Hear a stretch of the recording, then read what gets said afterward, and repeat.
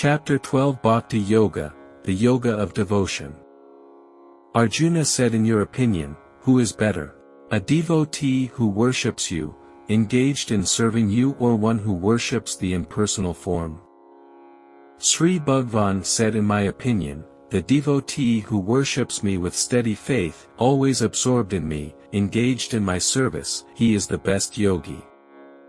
Yet, those who worship the impersonal form that is indestructible, unmanifest, and all-pervading, they will attain me too.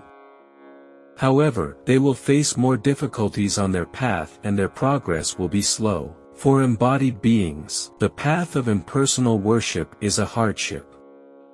O Partha, only those who worship me and meditate on me exclusively, surrender to me with mind and body, them I deliver quickly from the cyclic ocean of birth and death.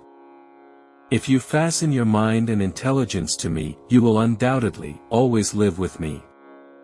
If you cannot fasten your mind and intelligence to me, then follow the path and principles of yoga of devotional service, which is the right path to attain me, O Dhananjaya.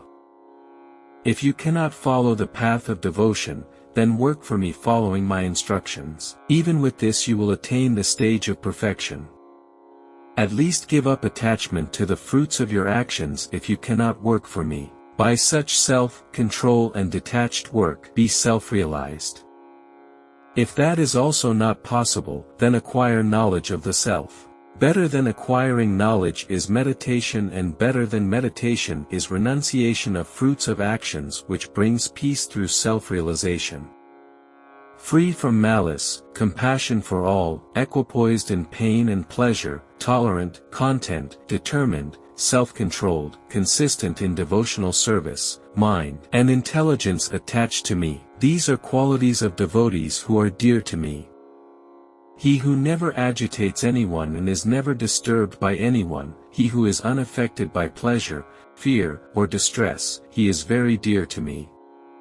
He who does not depend on the results of his actions, he who is pure, impartial, skillful, selfless, without anxieties, that devotee is very dear to me.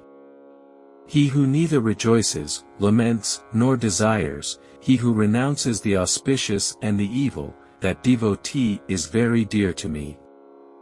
He who has equal vision for friends and enemies, is unaffected by honor and dishonor, criticism and praise, happiness and grief, heat and cold, is always in favorable association, is silent, content, unconcerned about residence, whose intelligence is fixed in me, mind absorbed in my service, he is very dear to me.